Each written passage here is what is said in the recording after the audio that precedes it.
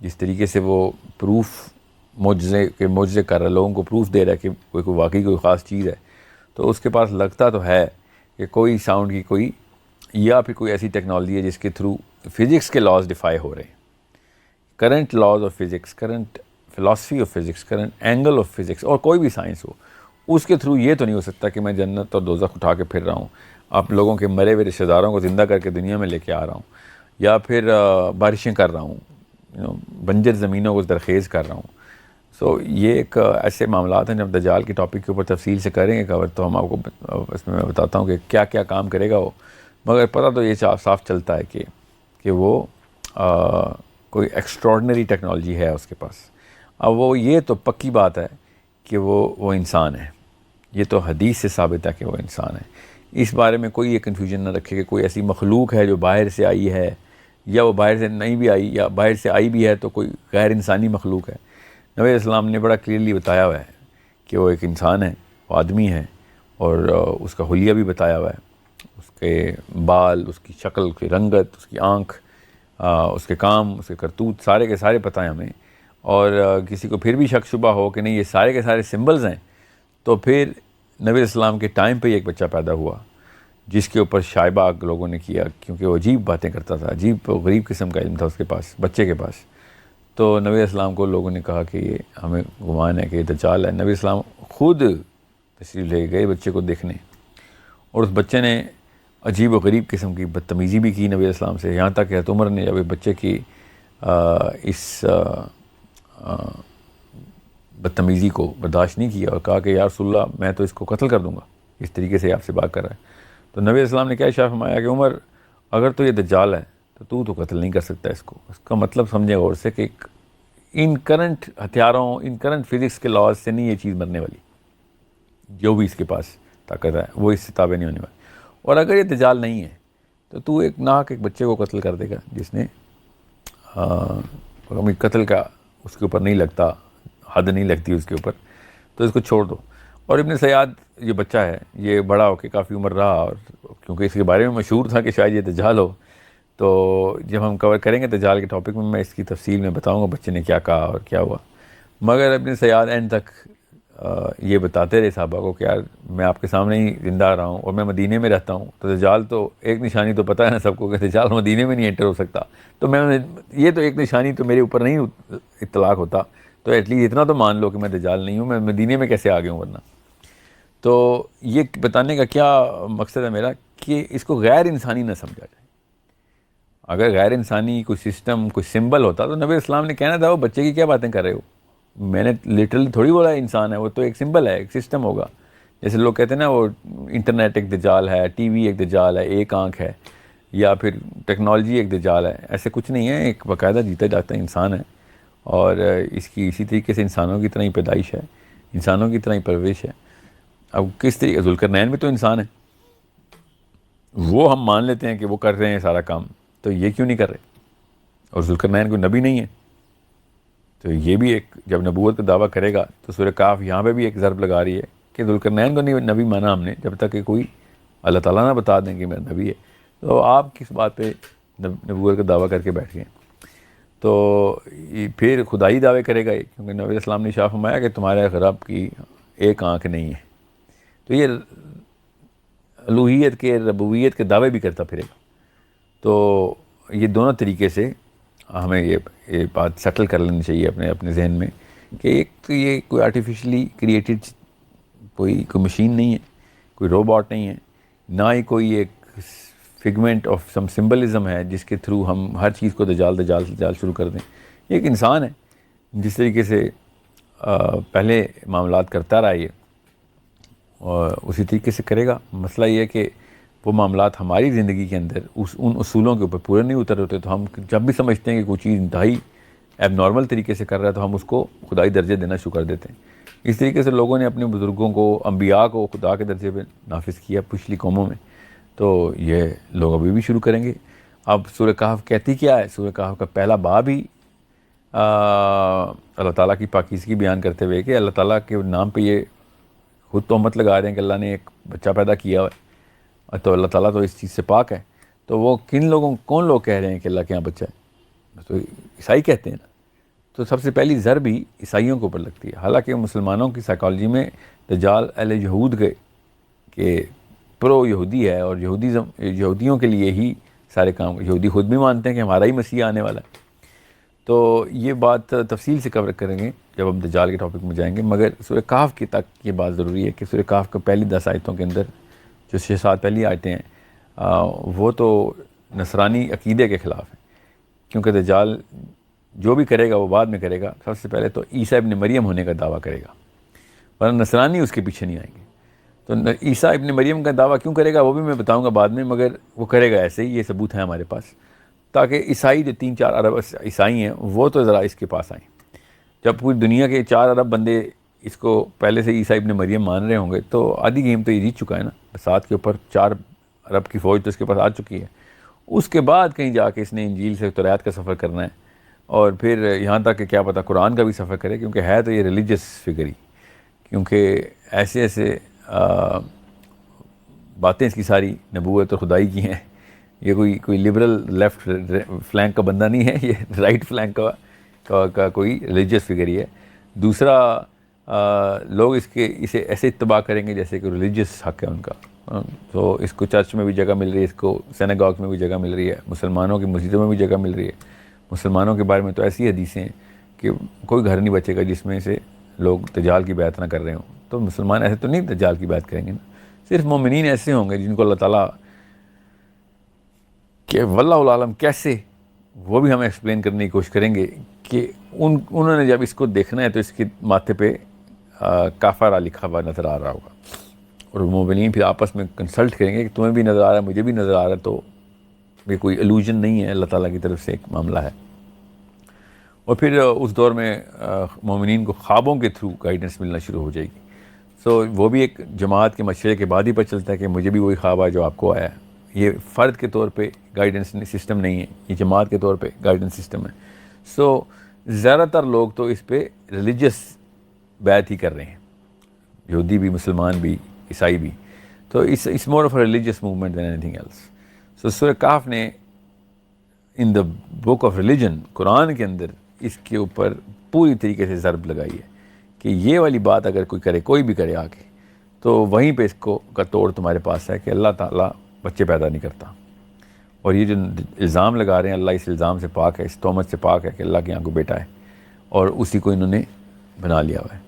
اب 9ویں 10ویں 11ویں آیت کے اندر ہی اب اصحاب کہف شروع ہو رہا ہے، تو نبی اسلام نے بھی پہلی 10 آیتوں کا ہے، تو اصحاب کہف بیچ میں شامل ہوتے ہیں،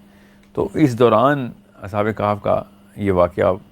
جو ہے نا بہت ریلیونٹ بن جاتا ہے، ایون دو اور بھی حدیث ہیں۔ میں آپ کو سورہ کہف کی ایک حدیث سنا کے یہ بات ذرا اور ڈیپتھ میں لے جاؤں کہ ایک صحابی نے دیکھا کہ ایک گھر کے اوپر بادل کا ایک ٹکڑا آ کے رک گیا ہے، یہاں تک کہ باقی کے لوگوں نے بھی دیکھا، اور اس گھر کے باہر جو گھوڑا بندھا ہوا تھا وہ بھی فیل کر گیا، اس نے ہنہنانا شروع کر دیا اور بہت عجیب واقعہ ہونا شروع ہو گیا۔ تو انہوں نے پوچھا کہ اندر کیا ہو رہا ہے، تو اندر اس بندے نے کہا میں تو سورہ کہف کی تلاوت کر رہا تھا۔ تو سورہ کہف کی تلاوت سے آپ یاد رکھیے گا ذوالقرنین کو بھی بادلوں پہ چلنے کی طاقت تھی، ٹھیک ہے، یہ سمجھنے کے یہاں پہ ایک نقطہ یہ ہے۔ تو سورہ کہف کے پاس کے اندر ہے تو صحیح یہ معاملہ، اور حدیث یہ ہے کہ جس طریقے سے میں نے سنائی ہے تمہیں، جیسے نازل ہوئی ہے ویسے ہی اگر تم نے قرات کی سورہ کہف کی تو پھر تمہارے پاس دجال سے، یہ تمہیں دجال سے بچانے کے لیے ہتھیار کافی ہے۔ امام نووی نے کہا کہ جو غور سے سورہ کہف کو پڑھ لے گا تو اس کے اندر سے اس کو نشانیاں مل جائیں گی کہ دجال کو ڈیل کیسے کرنا ہے۔ اب غور سے سمجھنے والی بات ہے کہ اگر یہ لینس آپ نے پہن کے رکھی ہے کہ میں نے ڈھونڈنا ہے، اور اس میں وہ تمام احادیث کو اکٹھا کریں کہ جو دجال کے بارے میں، اور پھر سورہ کہف کو اس اینگل سے دیکھیں، تو پھر کہیں جا کے ملتا ہے سراغ کہ سورہ کہف کا دجال کے ساتھ کس طریقے سے تعلق بنتا ہے۔ سو یہ سوال آپ کا بالکل ٹھیک ہے کہ کیا ذوالقرنین کے پاس بھی تو ایک نارمل طاقت ہی تھی نا، اللہ نے دی ہوئی تھی، تو کیا یہ ثبوت نہیں ہے کہ دجال کے پاس بھی ایسی کوئی طاقت ہے؟ جی ہاں بالکل ہیں، ثبوت تو بالکل ایسے ہی ہیں۔ دجال کے ٹاپک کے اوپر میں بڑی تفصیل سے یہ ساری کی ساری طاقتیں اس کی بتا دوں گا، مگر سورہ کہف کے اندر ذوالقرنین نے جو راستے کھولے ہیں، جن راستوں پہ ٹریول کیا، اور راستے جو بند کیے ہیں وہ راستے ہی ہیں، ان راستوں کے تھرو ہی انٹری اینڈ ایگزٹ ہے۔ کیا پتہ واللہ عالم ساری کہانی الگ الگ ڈائمنشنز کی ہو، اور جو بھی یہ کام کرتا ہو کسی اور ڈائمنشن سے لا کے دیتا ہو، کسی کے مرے ہوئے باپ کو بھی کسی اور جہاں سے لے کے آتا ہو، کیا پتہ کسی اور جہان کی کوئی اور مخلوق ہے جو کہ کسی بھی شکل میں آ سکتی ہے، تو وہ باپ کی شکل میں لے آتا ہو کسی کے مرے ہوئے باپ کی شکل میں. We do not know that. مگر ایک بات تو پکی ہے کہ جو باقی کے اس کے کرتب ہیں نا، وہ سارے کے سارے اس دنیا کے نہیں ہیں. تو وہ باقی کی طاقتیں تو یہ کر رہا ہے. یہ 2.5 سال بیٹھے گا دنیا میں، تو 2.5 سال کے اندر پوری دنیا تابع کر لے گا. ایسا کون سا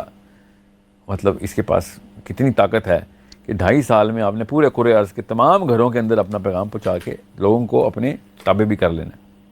یہ کچھ چھوٹا واقعہ نہیں ہے. سو یہ میں دجال کیس کے اندر مسلمانوں کے لیے کیا احکامات ہیں وہ اس سے سمجھ آتی ہے کہ دجال کے ساتھ ڈیل کیسے، کس ٹیکنالوجی کے تھرو دیکھنا ہے اس کو. اور یہ مثلا آپ کی بات سے یوں لگ رہا ہے کہ شاید یہ بنی اسرائیل میں سے ہے، اور دوسرا یہ کہ مثلا یہ پیدا ہو چکا ہے، یہ والا فکر یعنی موجود ہے. جی ہاں، میں کچھ لوگ دجال کہتے کے ہیں نا اس ٹاپک نے پہ بھی پیدا تفصیل سے ہونا. بتاؤں گا. جی بالکل پیدا ہو چکا ہے. صحابی مل چکے ہیں اس سے، صحابہ کرام نے اس سے ملاقات کی ہوئی ہے. دجال ملا ہے ان سے، اس نے بتایا کہ کب آنا ہے، میں نے کیسے آنا ہے، راستے کون سے ہیں، وہ میں بتاؤں گا تفصیل سے. پیدا تو ہو چکا ہے. اب وہ ہمارے ٹائم کے اندر دوبارہ پیدا اس نے ہونا ہے، مگر یہ ہونے کے بعد کس طریقے سے ان راستوں میں ٹریول کرتا ہوا آگے پیچھے ہوتا رہا ہے، یہ تو صاف ظاہر ہے. ہر نوح علیہ السلام سے اگر اس کی وارننگ چلی آ رہی ہے اور صحابی اسے مل چکے ہیں اور آنا اس نے آخری دور میں ہے، تو اس کا مطلب ہے کہ اس نے اپنی پریزنس کہیں فیل کروائی ہوئی ہے ہر جگہ کے اوپر. یہ مثلا اس کے علاوہ حضرت خضر علیہ السلام والا واقعہ ہے، جہاں وہ بھی کی دیکھیں آپ. کیا انٹرپریٹیشن؟ بالکل سورہ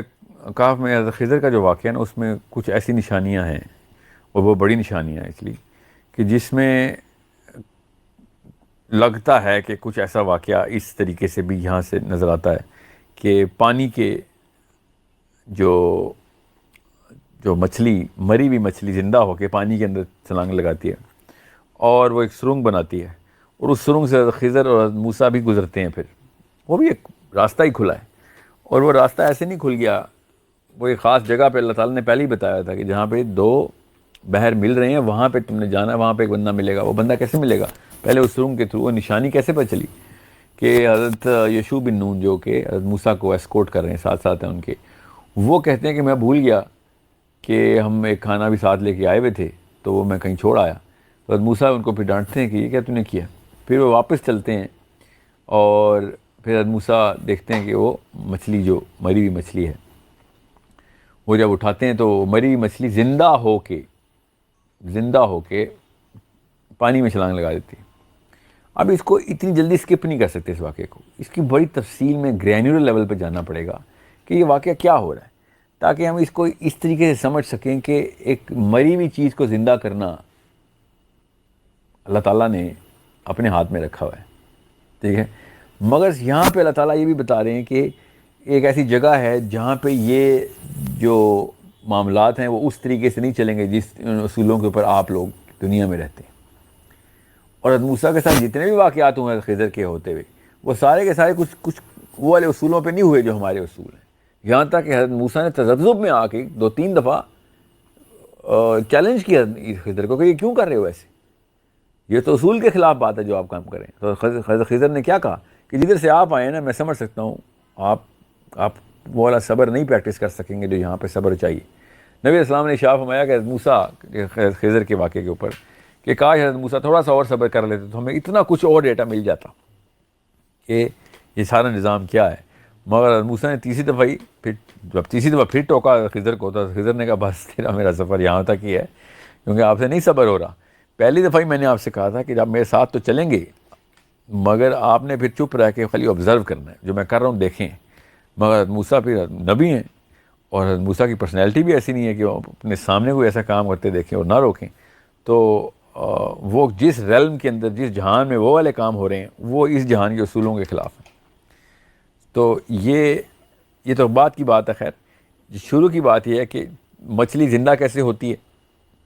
ابھی تو اسی جہان میں ہے نا، ابھی تو مچھلی نے سرنگ نہیں بنائی، زندہ تو یہاں پہ ہوئی ہے. مری ہوئی مچھلی زندہ ہو کے پانی کے اندر چھلانگ لگاتی ہے، اور پانی کے اندر ایک سرنگ بن جاتی ہے، اور اس سرنگ سے پھر یہ دونوں گزرتے ہیں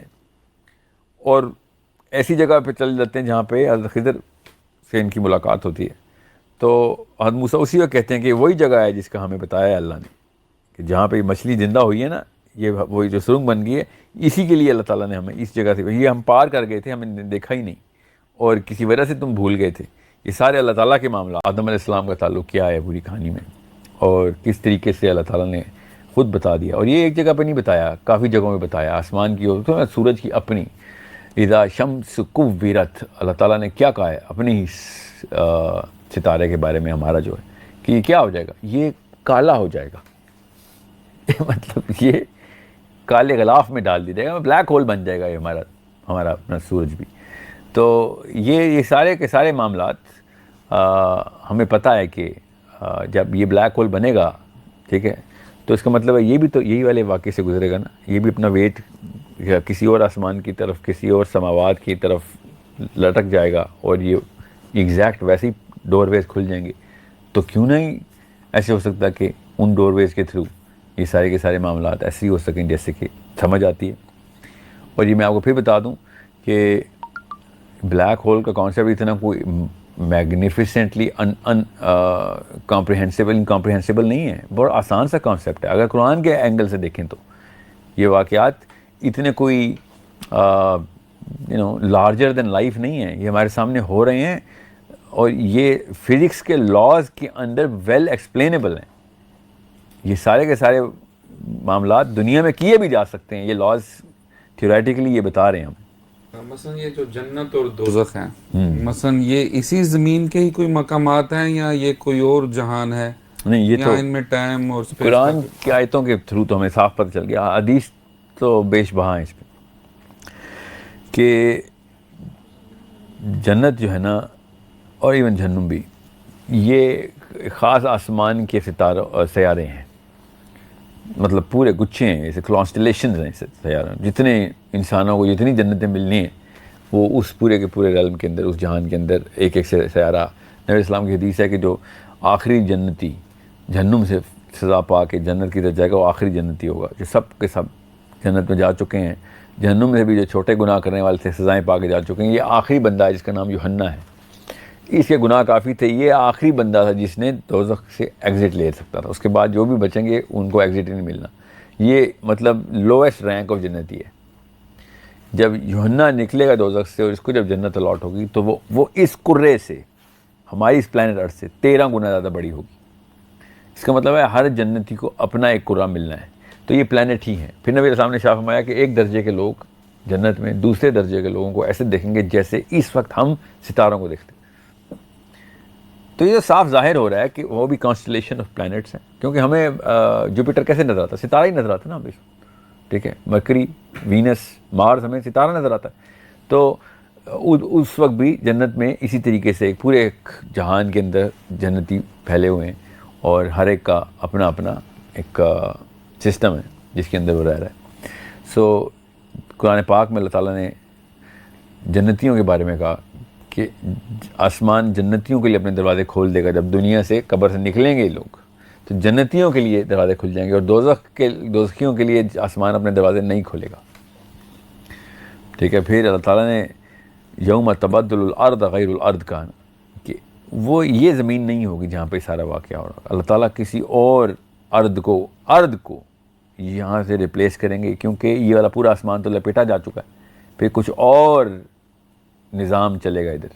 کسی اور طریقے سے سارے کے سارے لوگ ہم اس ڈیمنشن سے دوسری ڈیمنشن میں انٹر ہوں گے جو قبر کی ڈیمنشن ہے. وہاں سے جب اٹھیں گے تو میدان ہی کچھ اور ہوگا, مطلب وہ ارض ہی کچھ اور ہوگی. وہ اللہ تعالیٰ اس کو ریپلیس کر چکے ہوں گے. ادھر تو تباہی مچ چکی ہونی ہے جو بھی ہونی ہے. اور مثلا اس کا بگننگ کا تعلق ایک انداز سے اینڈ سے بھی جی بگننگ کا تو اسی لیے تو آپ سے کہا کہ اینڈ میں جو آخری آفت یاجوج ماجوج کی ہے وہ بھی ڈائریکٹ سورہ ہجر میں نا اللہ تعالیٰ نے جس مٹی کا ذکر کیا ہے آدم کو بنانے کے لیے, وہ والی مٹی کا بہت غور سے سمجھیں, وہ دنیا کی مٹی نہیں ہے. تو جو اس مٹی کی کیپیبلٹی ہے نا وہ کچھ اور ہے, اور اس دنیا کی مٹی کی کیپیبلٹی کچھ اور ہے. وہ کالی مٹی ہے جس کا اللہ تعالیٰ نے گارے والی کالی مٹی کا ذکر کیا ہے, جس سے آدم کو اللہ نے بنایا. یہ قرآن پاک اس طریقے سے بتا رہا ہے. امیزنگلی سورہ کاف کے اندر بھی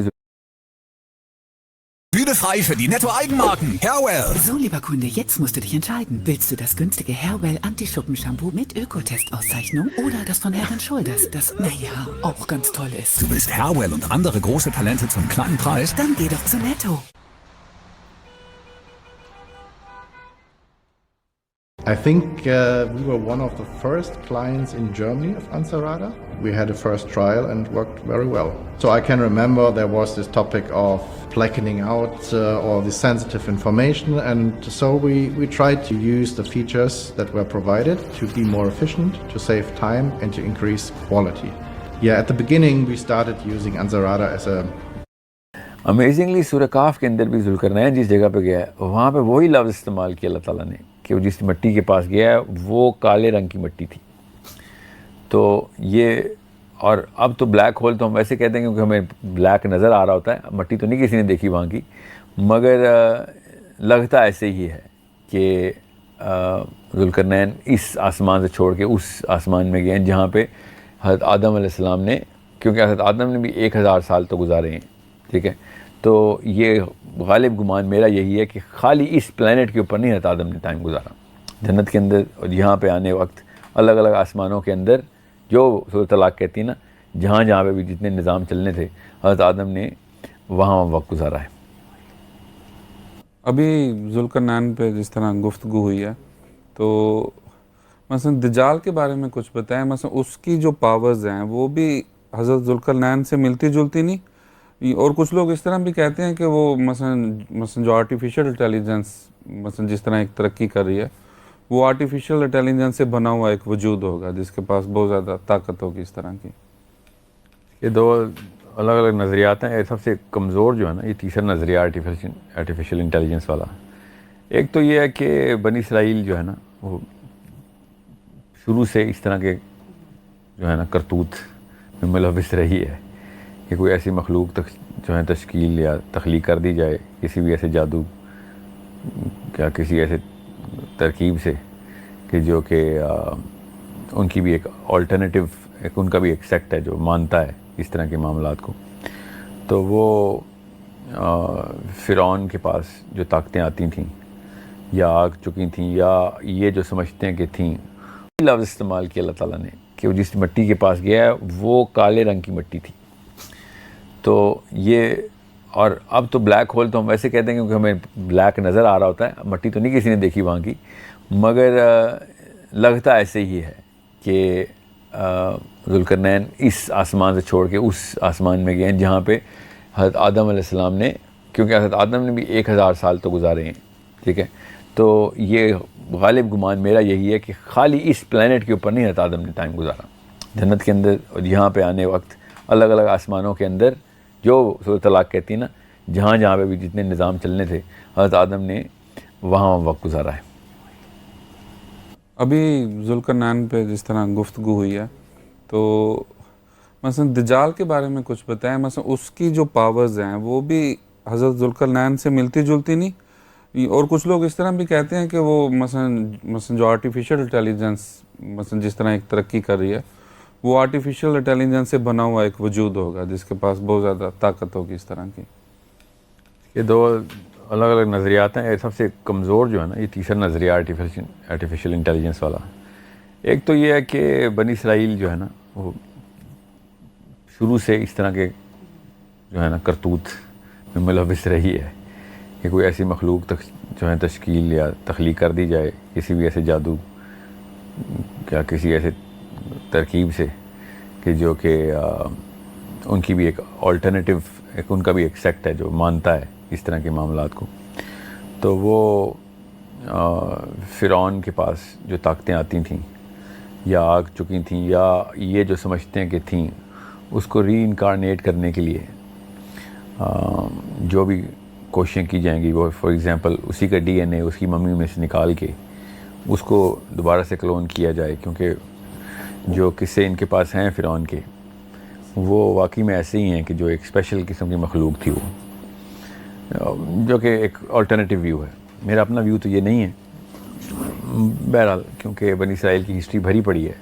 हज़रत सुलेमान के दौर से, दाऊद अलैहिस्सलाम के दौर से। हज़रत सुलेमान के पास کافی علماء کرام نے یہ لکھا بھی ہے کہ یہ جو سیکنڈ ٹیمپل بنا تھا سلیمان نے جو بنوایا تھا تو اس کے لیے کچھ شرائط رکھی تھیں، اور کچھ علماء نے یہ یہاں تک لکھ دیا کہ وہ شخص جس نے حضرت سلیمان کو قرآن پاک میں یہ کہا تھا کہ میں سبا کا تخت لے کے آتا ہوں، وہ دجال ہی تھا، اور وہ جس نے ٹیمپل بنایا تھا وہ بھی دجال ہی تھا، کیونکہ اس کی شرط ہی ایسی رکھی تھی سلیمان نے کہ یہ محل تو بنے گا، یہ ٹیمپل تو بنے گا، مگر اس کی بننے کی آواز نہیں آنی چاہیے، ایک بھی کسی بھی چیز کی آواز نہیں آنی چاہیے۔ بڑی سخت شرط تھی، فزکس کے لاز کے اگینسٹ شرط تھی کہ کیسے آواز نہ آئے، ایک پوری بلڈنگ تعمیر ہونی ہے تو آواز تو آئے گی، مگر اس نے یہ کام لے لیا تھا اپنے ذمے اور بغیر آواز کے ہی بلڈنگ بنائی تھی۔ آواز ایک ایسی چیز ہے جو کہ داؤد علیہ السلام کے پاس اور سلیمان علیہ السلام کے پاس یہ ایک ایسے انبیاء ہیں جن کے پاس ایک معجزہ تھا آواز کو کنٹرول کرنے کا، ساؤنڈ کو کنٹرول کرنے کا، اور ساؤنڈ کے تھرو ہی ایک ایسی ریزوننس اب کریٹ کی جا سکتی ہے کہ جس کے تھرو یہی انرجی کو کنزرو جو ہے نا کانسنٹریٹ کیا جا سکتا ہے to create a black hole somewhere. تو کیا پتہ اس کے تھرو ہی کوئی ایسے معاملات کیے جائیں، کیونکہ جب اہرام مصر بنانے کی بات آتی ہے تو سائنس تو نہیں ابھی تک ایکسپلین کر سکی کہ اہرام مصر کیسے بنے تھے۔ داؤد علیہ السلام کو اور سلیمان علیہ السلام کو آواز ہی کے تھرو جو معجزے ملے تھے آواز کے، ساؤنڈ کے، تو وہ اس کو اس اینگل سے دیکھنا ضروری ہے، کیونکہ ایسے نہیں علماء کرام نے دجال کو ادھر پلیس کیا کہ ادھر نظر آیا ہے یہ، اور اس نے اپنے باقاعدہ کچھ کرتب دکھائے ہیں ادھر، جس کے تھرو یہ بات تو واضح ہے کہ سلیمان نے جب کہا کہ یہ ٹیمپل کون بنائے گا، شرط کیا رکھی کہ آواز نہیں آنی چاہیے،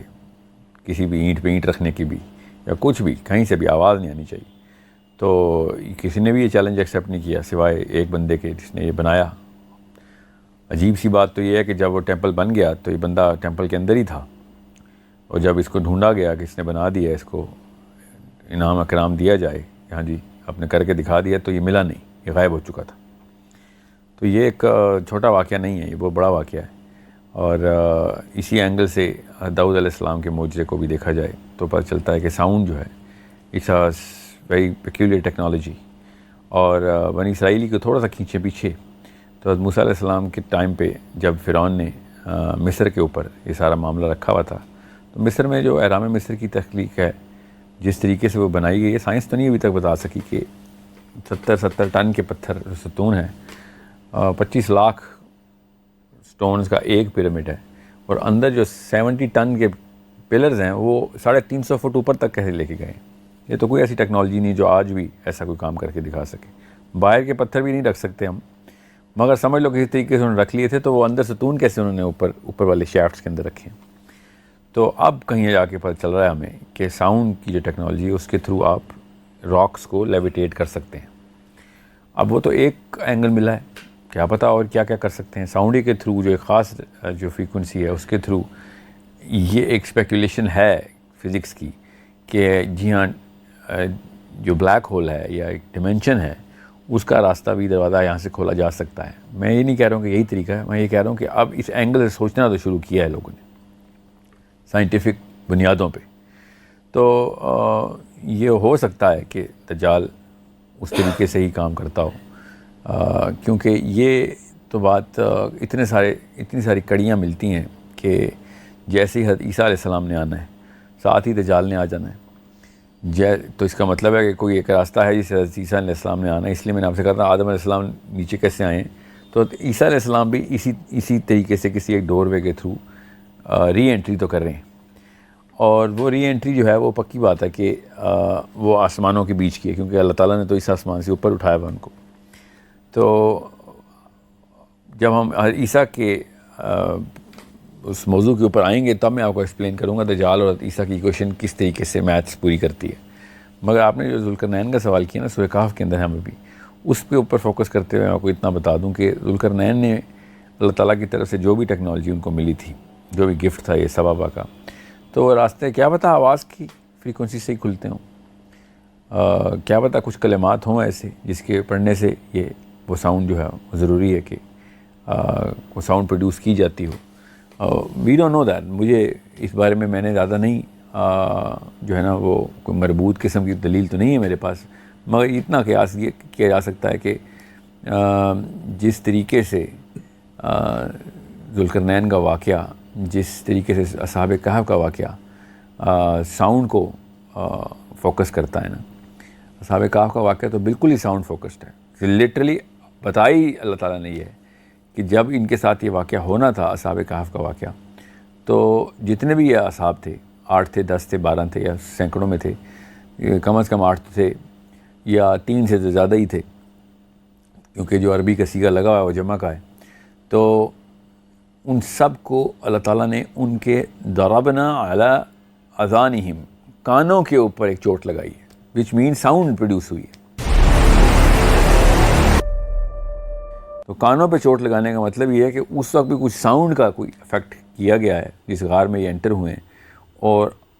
اچانک ہی ان کے اوپر وہ والا واقعہ ہو گیا کہ انہوں نے 300 کچھ سال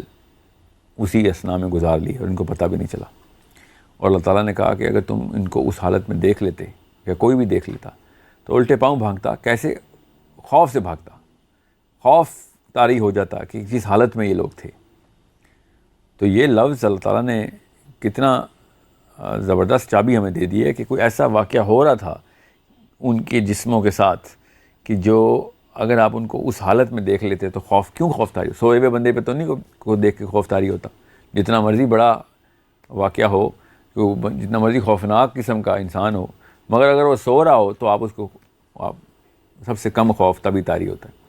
یہ اگر سو رہے تھے اور اگر ہم کوئی دیکھ لیتا ہم میں سے کوئی، اللہ تعالیٰ کہتے ہیں، تو پھر خوف طاری ہوتا. تو اس کا مطلب ہے کہ ان کے ساتھ اس وقت کوئی اور واقعہ ہو رہا تھا. Something has opened up at that time. اس غار میں کوئی ایسا واقعہ ہوا ہے جو کہ portal, inter dimensional doorway, یا پھر ان کی اپنی باڈیز کے ساتھ کوئی ایسی جو ہے نا حالت کی گئی ہے کہ جس کے تھرو یہ پرزرو بھی کیے گئے ہیں. اور اللہ نے کہا نا ان کو ہم کروٹ بدلتے جا رہا تھا فرشتہ ان کا. تو اس کا مطلب ہے کہ کہیں پہ وہ روٹیٹ کر رہے ہیں. اس طریقے سے روٹیٹ کر رہے ہیں، وی ڈونٹ نو دیٹ. مگر sound is the only constant through which we can actually combine all of this. Not saying کہ یہ حتمی کوئی قطعیت کے ساتھ میں ساؤنڈ ہی کے اوپر رکھوں، مگر سورہ کہف کے تھرو ساؤنڈ کی نشانیاں بہت مل رہی ہیں. تو دجال نے جس طریقے سے یہ دروازے کھولے ہوئے ہیں سارے کے سارے، اور جو وہ کام کر رہا ہے